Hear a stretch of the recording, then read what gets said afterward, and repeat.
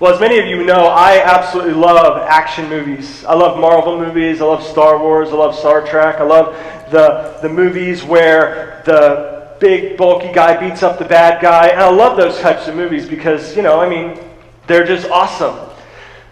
But I got a little confession for you today that may cause some of you to question me a little bit more. And Amanda knows this. My daughters know this. I love the Hallmark Channel. I love those cheesy movies where you go all the way through and you wonder, is the guy going to get the girl? I always feel really bad for the guy that she's dating in the beginning because you know that guy's got no chance because it's over. Like, you can just say goodbye to him. They try to usually make him like aloof on his phone all the time, knowing that he is just not going to make it. But you know that in the end, it's going to be a happy ending. And we all love a happy ending. We all love the good parts of any relationship. We love the happy ending. But you ever notice they don't show much beyond that?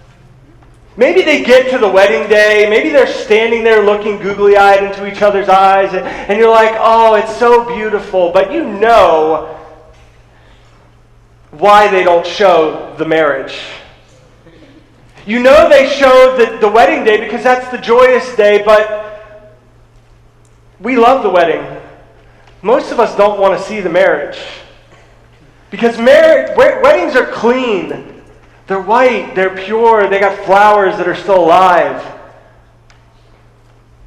Marriages are messy.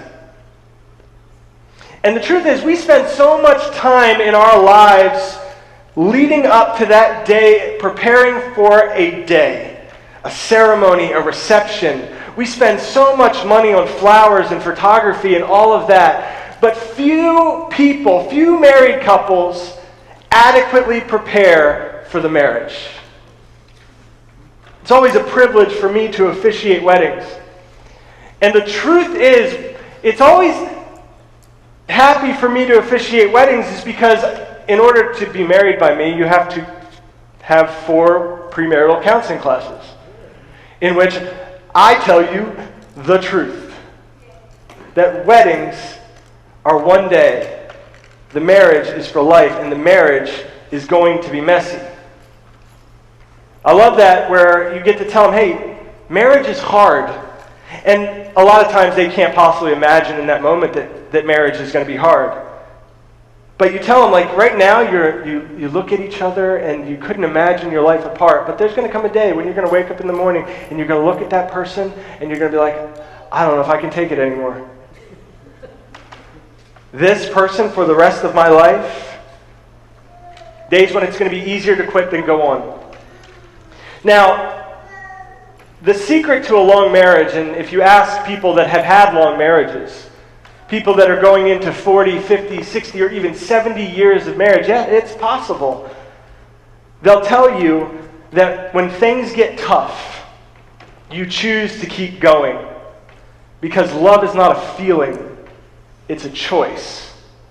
And we come to the story in 1 Peter. Peter's writing to the church that is going through incredibly tough times. It is no surprise to me that he comes to the part where he's going to talk about marriage and he's going to talk about the relationship between a husband and a wife. Why? Because we know that when things get tough in our lives, we take it out on our spouses. When we have a bad day at work, we come home and we are aloof and we take it out on our spouses. When we go through tough times and the world around us seems to be falling apart, the most vulnerable relationship that you have is your spouse. So Peter writes to give instructions on what it means to have a healthy marriage. A few years ago, I was doing a wedding, and we always do our premarital counseling. The last kind of premarital counseling class is usually 2 to 3 months before the wedding. And that's where I ask, hey, do you guys have a special verse that you would like to be highlighted at your ceremony? And a lot of times it's the passages related to, love is patient, love is kind. Or it's, and the husband will leave his father and mother and cleave to his wife and they'll become one flesh. And I remember asking this couple, I was like, what do you want me to talk about? And the the bride looks at me and she says, the passage where it talks about wives submitting to their husbands. I started laughing. And she says, what's funny? And I realized she was being serious. And I kind of said, are you sure? And she said this, and it stuck with me. We know that the world has a lot to say about how to have a healthy marriage and how to have a healthy life with your spouse. We don't care about what the world says. We want the world to know that we are going to follow what God says. It's still one of the most memorable sermonettes in a wedding I've ever done. It'll probably be the first time I ever did that, and it'll probably be the last. But it was meaningful for them. So if you have your Bibles or your Bible app, turn with me in your Bibles to 1 Peter 3, 1 through 7. And again, after Peter has dealt with the outside world and the passages related to the government and the world around them and the persecution coming from all sides, he turns inward to focus on the relationship between a husband and wife. Many times we think of the problems in the world beginning in the world. Evil people do evil things. We think of elected officials as the enemies of God. The truth is very simple. Most of the world's problems begin in the home. So the relationship between a husband and a wife is the most important relationship in the world, because through that relationship, the next generation comes about. Now, if you're single and you're not married, you might think, what do I have to do? What does this have to do with me? Why are we going to be talking about this? Well, stick with me till the end, all right? Because I think it is going to be very important for single people, whether or not they're single by choice, whether or not they're single by no choice of their own. Let's read 3, 1 through 7. Likewise, wives, be subject to your own husbands, so that even if some do not obey the word, they may be won without a word by the conduct of their wives. When they see your respectful and pure conduct, do not let your adorning be external, the braiding of hair and the putting on of gold jewelry or the clothing you wear, but let your adorning be the hidden person of the heart, with the imperishable beauty of a gentle and quiet spirit, which in God's sight is very precious. For this is how the holy women who hoped in God used to adorn themselves, by submitting to their own husbands, as Sarah obeyed Abraham, calling him Lord. And you are her children, if you do good and do not fear anything that is frightening. Likewise, husbands, live with your wives in an understanding way, showing honor to the woman as the weaker vessel, since they are heirs with you of grace of life, so that your prayers may not be hindered. Our big idea for today is unshakable faith is grown in an unshakable home. Now, this passage deals with a lot of different things, and even with it, we could do probably a whole series on some of the things that it talks about, but we're going to simply do two. We're going to focus on the responsibility of the wife and then the responsibility of the husband. And the only reason they're in that order is because that's the order Peter put them in. And really it starts with the idea of wives must remember that true beauty and purpose come from within. Now, passages related to women and wives are some of the hardest to preach.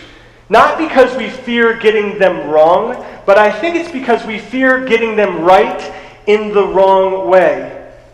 We should not dismiss the fact that passages like this one have been used for thousands of years throughout human history, even back into the Old Testament. Some of the passages related to men and women there, they've been used to abuse women, to oppress women, to subjugate them. But context is everything, and we don't just need to understand what is being said, but we need to understand the cultural context in which it was being said. In order to understand what Peter's saying, we need to look at the whole picture of what Peter is saying. So for us to start, let's just jump to the last verse. I know that's part of the instructions related to the husband, but it's important for us on the front end to see what Peter is saying specifically about women. What does he say about how a husband is supposed to relate to his wife and why? Well, in verse 7, we see very clearly, Peter says, one of the reasons why a husband is supposed to do the things that he has commanded a husband to do is that a woman women are heirs with you of the grace of life. Now, in this sense, she is a co-heir with her husband of the grace of life. In a sense, and not really in a sense, in actuality, women are equal to men. We know this today. We do. And I think sometimes we get it a little twisted sometimes, but we know this. And maybe it doesn't work its way out in society the way that we would hope it does, but we know that a woman is equal to a man. We don't have to really spend too much time arguing that. And her value is not in her relationship with her husband. It's not in her relationship to her children. Her value is rooted in her identity in Christ. It may not seem like that today, but this statement in 1 Peter and some of the other statements related to this in Paul's writings about how there's no longer male nor female, but all are one in Christ Jesus, these would have been incredibly controversial at the time and would have been met with disgust by many of Peter's readers. But what's important for us to understand, it was always meant to be like this. There was always a sense in which women and men were equal before God. So what happened? You can go all the way back to Genesis chapter 2, verse 18 through 20, when Eve was created. If you look at what it says, then the Lord God said, "It is not good that the man should be alone. I will make a helper fit for him." Now out of the ground the Lord God had formed every beast of the field and every bird of the heavens and brought them to the man to see what he would call them. And whatever the man called the living creature, that was its name. The man gave names to all the livestock and all the birds and the heavens and every beast of the field. But for Adam there was not found a helper fit for him. So this necessitated the importance of creating Eve. Up to this point, everything was good in God's creation. The first time it is said in Genesis that something is not good, it's that woman is not here yet. It's not good that man be alone. I'll make a helper that's fit for him. Now, the word helper is incredibly important and incredibly misunderstood. Now, notice something. The word's helper. It's not servant. Helper. And that Greek word helper shows up again in Hebrews 13:6. Now, I know the Old Testament was written in Hebrew, but they translated it into Greek. And the primary Bible that a lot of the New Testament writers used was the Greek translation of it. So it shouldn't be surprising that this word only appears twice in the Greek Bible. Once here in Genesis, and then it shows up again in Hebrews 13:6. And read what it says. So we can confidently say, "The Lord is my helper. I will not fear. What can man do to me?" So we see that there's no hierarchy in this word. There's no subjection of woman to man in this word. The idea here points to being unified in what God is doing. So when we see this, we see that the idea is that marriage is meant to be a partnership between two imperfect people who are seeking to do what God has called them to do. So sin brought strife into marriage that was not supposed to be there. You read what happens in Genesis 3:16. The punishment that was doled out by God because of the sin of the world. Now, Genesis 3:16 talks about strife in a marriage that is rooted not in kind of an order, but rooted in sin. Your desires shall be contrary to your husband, but he shall rule over you. Now, throughout history, this promise has seen its fulfillment. But it's not supposed to be that way. Husbands and wives were created equal in value while serving different functions, sure, but they were meant to be equal. So then we come to this passage where it says, Peter, "Wives, be subject to your husbands." And then in verse 5, Peter says that submitting to the husband was an act of a holy woman. Now, many of us, we read the word submission and We throw up our walls.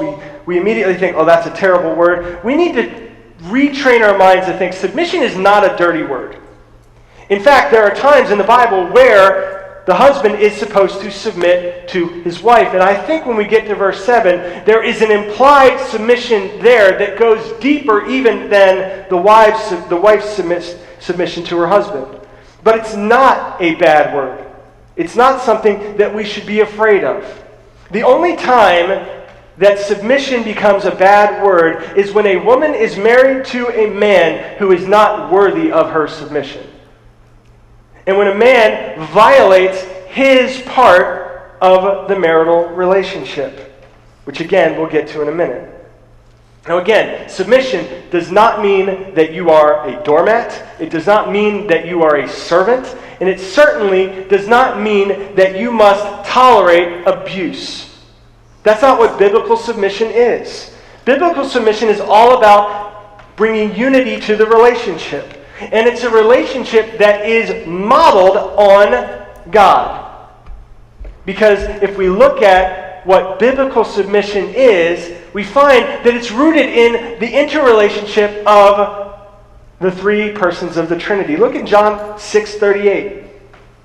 What Jesus says about what he came to the earth to do. For I have come down from heaven not to do my own will, but the will of him who sent me. You see, even in the Trinity, Jesus, the second person, the Son of God, submits himself to the will of the Father. Jesus, even though he is equal to God, submitted himself to the Father for the purpose of unity. To be united in purpose. So when we talk about biblical submission, we're not talking about lordship. We're not talking about subjection. What we're talking about is the purpose of bringing unity to the home. Maybe we can probably talk about what lack of submission looks like. Now, first of all, submission doesn't mean you do everything your husband says. Specifically, sometimes your husband might ask you to sin and you're to submit to God and not to him. Which is one of the reasons why it's important that the husband be worthy of that submission. But here's a couple things. Obviously, a big one is infidelity. Infidelity, both physically and emotionally, is not in keeping with submission to the husband or the marital relationship. Hiding things, like receipts, and being dishonest is not submission to the husband. Giving into requests from the kids when the other spouse has already said no. Putting your kids before your spouse. Your spouse must always come first. Asking advice from your spouse on certain issues when you know you aren't going to listen. Now, I know what you're thinking. Doesn't this apply to the husband as well? Absolutely. But in the time of Peter's writing, it was more likely to be an issue for the wives than it was for the husband. Now, we know one thing. The marital strife in a relationship is rooted in the fall and of sin. But then the cross happens. The cross changes everything. It changes our relationships with everybody, not the least of which the cross of Jesus Christ should change our relationships with our spouses. And it might be easy for a wife after the cross, after she's given her life to Jesus, to think she's now free from a husband. Now she's just married to Jesus. Especially if he's an unbeliever, and especially if he doesn't understand the expected biblical relationship in the marriage. Which brings us back to the reason for Peter's instructions in the first place. Many of the wives in the New Testament heard the preaching of Peter, heard the preaching of Paul, heard the preaching of one of the many disciples, and they fully devoted themselves to Jesus. Their lives were transformed, and they got to go home to unbelieving husbands, pagan husbands. Husbands that don't understand the Word of God, don't obey the Word of God, couldn't care less about the Word of God. What do? Well, Peter says, and something that we talked about last week and the couple weeks before, the world is watching and now you have given your life to Christ, your actions can either lead your husband closer to Christ or lead your husband away from Christ. And the choice is yours. So through your conduct, your husband can come to know Jesus as his Lord and Savior. Or he can come to hate Jesus more. And we see this. Many husbands come to faith through the love and the prayer of their wives. Sometimes it takes months, other times it takes years or decades. But we see it. And Paul has said elsewhere, sometimes the husband would abandon his wife after she became a Christian. But Paul says if he's willing to live with you, live with him. And submit to him. Submit to the marriage. Finally, Peter turns it a different way. And he talks about the outward appearance of a woman. And again, this is something else that it can be incredibly sensitive to talk about. But what is he saying? He's saying that the world has told women that your value is in your outward appearance. And I think for me, I'm very sensitive to this because I am the dad of 3 daughters. I know what the world is saying to them. I know what the world is saying about them. But the world has told women for generations that your value is in your outward appearance. So make sure you look beautiful. And maybe not as much today, but back then certainly, you wanted to look beautiful because you wanted to attract a husband. Perhaps even a wealthy husband. But Peter reminds her that her value is not in her outward appearance. It's not in the clothes that she wears. It's not in braided hair. It's not in gold jewelry. But it's in her character. Now when Peter says, do not let your adorning be external with braided hair, gold jewelry, and clothing, he's not saying that is necessarily sinful. What he's saying is that don't let that only be how you adorn yourself. What makes you beautiful is what's on the inside. A gentle, quiet spirit and a godly relationship with your husband. We all know this intrinsically. You can be an outwardly beautiful person, but inwardly terrible. And we've probably known people like that. And the truth is that as we get older, our beauty fades. What is left is our character and our integrity.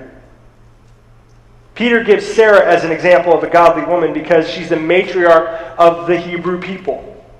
But there are examples of godly women all over the Bible, not the least of which appears in Proverbs 10, or Proverbs 31, 10 through 31, where the author tells us what an excellent wife looks like. And if you go through that, and it's pretty long, but I don't want to read it all, but just a couple of highlights. This certainly doesn't look like a woman who is oppressed. Her husband trusts in her. He'll lack no gain. She rises while it's yet night and provides food for her household and portions for her maidens. She considers a field herself and buys it. With the fruit of her hand she plants a vineyard. She goes down further. She makes linen garments and sells them. She delivers sashes to the merchant. She's industrious. She's an entrepreneur. Strength and dignity are her clothing. She's not meek and she's not quiet. She laughs at the time to come. She opens her mouth with wisdom, and the teaching of kindness is on her tongue. She looks well to the ways of her household and does not eat bread of idleness. Her children rise up and call her blessed. Her husband also, and he praises her. Many women have done excellently, but you surpass them all. Charm and deceit and beauty is vain, but a woman who fears the Lord is to be praised. Give her the fruit of her hands, and let her works praise her in the gates. All this to say, we need to let the Bible determine what a godly woman looks like. So what does this mean for us today? And specifically, what does the Bible tell for women today? Things are obviously different today, and women's value is much more celebrated and rightly so. But there's something important here that we often miss. Wives are to submit to their husbands is a command given to women. Notice that it's not given to men to keep your wife in subjection. This is something that this is between the wife and God. So all that to say, pick your husband carefully. And don't submit to your boyfriend or your fiancé until you're married.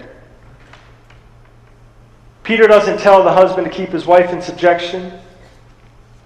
The husband is going to have his own part to play and deal with very shortly. So in our day, women, daughters, have the freedom to marry or not to marry whoever they want. So make sure the man that you marry is worthy of your submission. Stop ignoring red flags. Find a guy who loves the Lord with his whole heart. Find a guy that goes to church not just because you drag him there. Find a man who's more interested in impressing God than he is impressing you.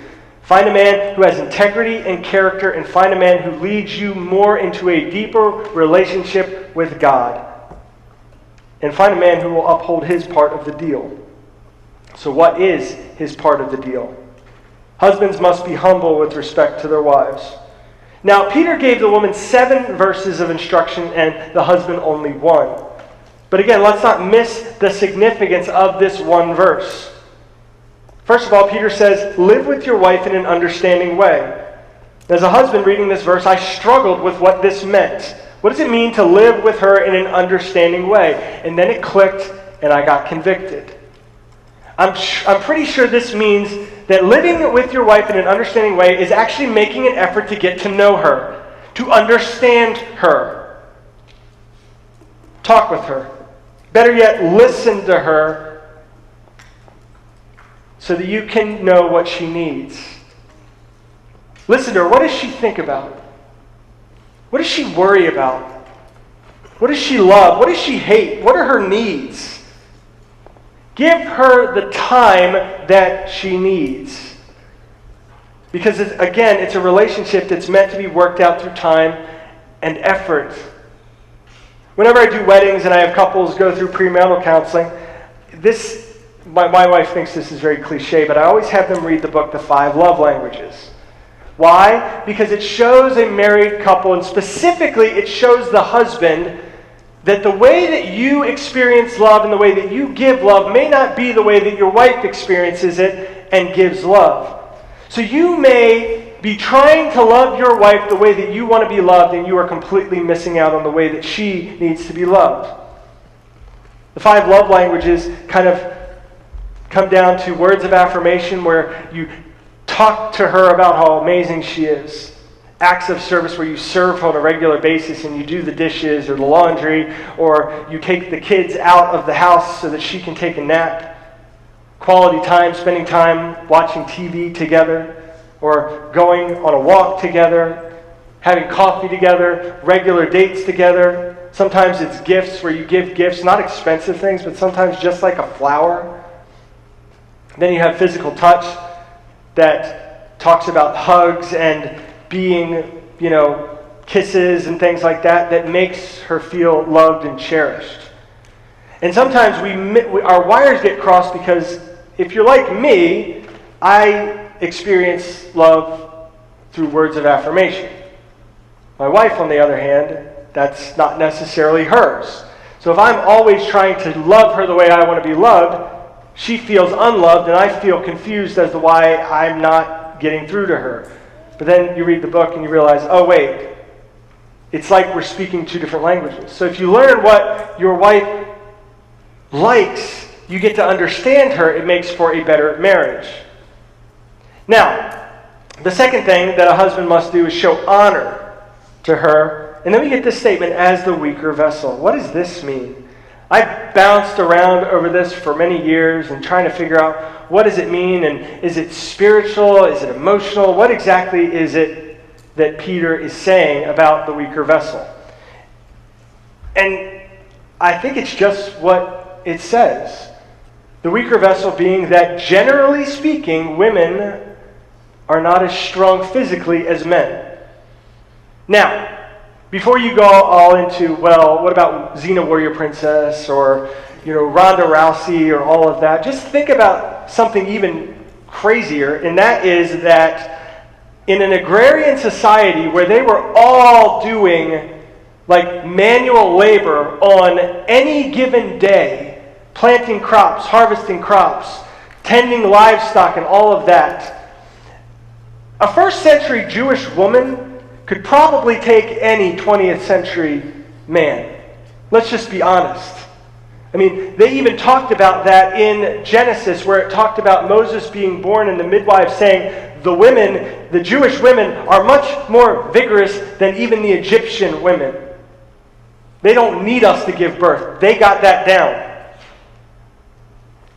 So, in a sense, there is a sense of physical strength difference. But I think it goes a little bit beyond that as well. And that is, when we think about the tough times that are being faced in the world, the tough times in Peter's day, the tough times in the world, even up to today, whenever there's wars and tribulation, who is it usually that takes the brunt of those wars? It's a lot of times the women. The women are the ones that face being oppressed when the war is lost. They're the ones taken into captivity when the people come and slaughter the men. The persecution that the Christians were facing, women would have taken the brunt of it. And worse, and this is not something that the Bible teaches, but we know that back then women were seen as less valuable than men. So if a husband came along and he was being faced with choose between his life and the life of his wife, he's like, well, I can replace her, take her. Awful, awful ways that women have been treated throughout history. But to honor her means the opposite. It means that she's protected. It means she's taken care of and cherished. This lines up with what Paul writes to the husband in Ephesians 5:25 about his responsibility. Husbands, love your wives as Christ loved the church and gave himself up for her. So as a Christian husband, your responsibility is to protect your wife and be willing to sacrifice and give your life for her, just like Christ did for you. It's not always life and death. Sometimes it's simple, everyday things. Imagine you're late to an event because after getting the kids ready, picking out your clothes, and making sure the dog has water, she herself is now late getting ready. When you get to the party and apologize for being late, don't say, sorry we're late, you know how long it takes her to get ready. That's not honoring your wife. Husbands, God is calling you to be a man worthy of your husband's or your wife's submission. And the absolute only way that you will ever get there is to be 100% in full submission to God. The world seems to think that the Bible gives women the harder task in this. But you and I, as men, know this is not true. God has called men to a higher standard. God has called you and me to an impossible standard. And here's the key for us husbands. If you are not daily falling on your knees in prayer, begging God to change you into a husband worthy of the wife He has given you, you are doing it wrong. It should scare you to death what God has called you as a husband to do.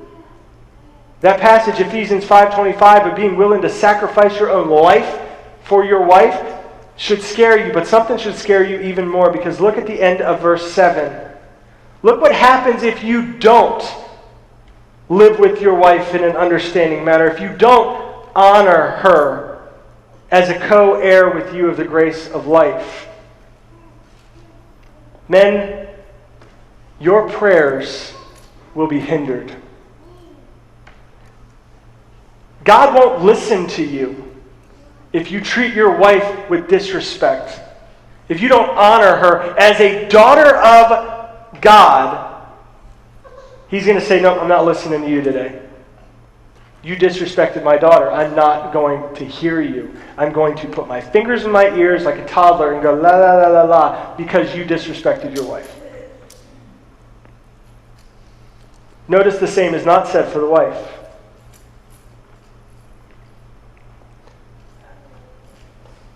The home is so important. The marriage relationship between a husband and a wife are so important. Why? Well, it goes beyond what we've been talking about the last couple of weeks, where we know that the world outside is watching us, but there's people more important watching your marriage. Your children. I always think about this. I have 3 daughters. If they brought many, many years from now some young men home, and they were like me, would I be happy about that? Would I be happy if they brought home somebody who was just like me? I think that's something that us dads of daughters should ask ourselves. And I'll be honest, I pray frequently for future husbands for my children. I know as dads this sounds really ridiculous, like that's the day we fear. That's the day we fear when they bring home their person that may be the last person they ever bring home. Because then they grow up. But that day is going to be less sad and less stressful and anxiety-inducing if they bring home somebody that is 100% fully devoted to the Lord. Because that's my prayer for them. I don't care how much money they make. I don't care what college they went to. I don't care what their job is. I don't care what car they drive. What I care is their heart sold out for Jesus. And if their heart's sold out for Jesus, the rest is going to be fine. But I need to model that kind of man now. And I'll be honest, I don't measure up. I know I don't. You can ask my wife. I fail every single day. But I want to get better. Because I know how important it is. And I read passages like this. And I read passages that Paul writes about being willing to die for your wife and knowing that your children are watching. It's too important for us to just say, you know what? I don't know. We'll just go status quo. Now again, beginning I said if you're single, keep listening, because here's the key. You might have wondered what this has to do with you. Your single years are a gift of preparation. Like we talked about how God didn't just throw Joshua into leadership. God doesn't just throw us into marriage. Be preparing for marriage now. Even if in God's will it may never come. So how do you prepare for marriage? Devote yourself fully 100% to God. Stop looking for a spouse. Stop looking for somebody who completes you. Be complete before you meet that person by being complete in God. And in time and in His timing, and it may not be your timing, it may be later than your timing, in God's time, He'll bring that person who hopefully has been preparing themselves for you. Remember, in all of this, God is enough. And here's the truth. Our society is facing a marriage crisis. Over 50% of the people who get married will end up in divorce. And that's not a substantial difference in the church. Now, I want to make this perfectly clear. I believe that God hates all divorce, but there are biblical grounds for divorce. But most divorces don't end because of those biblical grounds. Most marriages that end because the couple gave up. Either one or both of them gave up. And what's interesting is that when we look at society and when we find out what makes a couple have more success, one of the things that came out through a Barna study shows that couples who don't live together before they get married have an almost 0% chance of getting divorced. That makes absolutely no sense to the world. But it makes sense to us, or at least it should, because the secret to a successful marriage has never been about following what the world says makes a successful marriage. It's always been about saying, I don't care what the world says, I'm going to do it God's way. It's always been about God's way and God's plan for marriage. And here's the thing, if husbands and wives and husbands approach their marriage in a godly way, studies consistently show they will be happier. Now, I'll be honest. I've agonized over this message this past week. I have no idea how you're going to take this and apply this today. Will it dramatically impact the way that you look at your spouse? Will your marriage be forever changed? Will it drive you to the point of saying that this is just one more evidence that the Bible is chauvinistic and not worth following? But I have to think for some, this message might be what saves your marriage. As you finally commit to stop doing things your way, the world's way, and doing things God's way. Wives, don't think of biblical submission as slavery. It's not. But trust in Jesus, who willingly submitted himself to God. Husbands, this message should be harder for you, because if you are not a husband worthy of submission, now you are going to have to change everything about you. But you're only going to do it when you submit more and more daily to God, in His Word, in prayer. And as with every sermon that gets preached from this pulpit, how you apply it is a choice. And it comes down to, not will you trust what I'm saying. And I will never stand up here and say I am the final authority on any of this. But some of us might need to wrestle with this. Might need to wrestle with it and ask ourselves, what is God saying? Because we believe that the Bible is true. How do I apply this? Will we trust God's word or not? Will we obey God's word or not? The choice is ours. And not only now is the world watching, our children are watching as well. Thank you for watching. We hope this message has encouraged you as you seek to love God, serve others, and change the world. Check us out on our website. And don't forget to subscribe to our YouTube channel in order to receive more updates and resources from North Hills.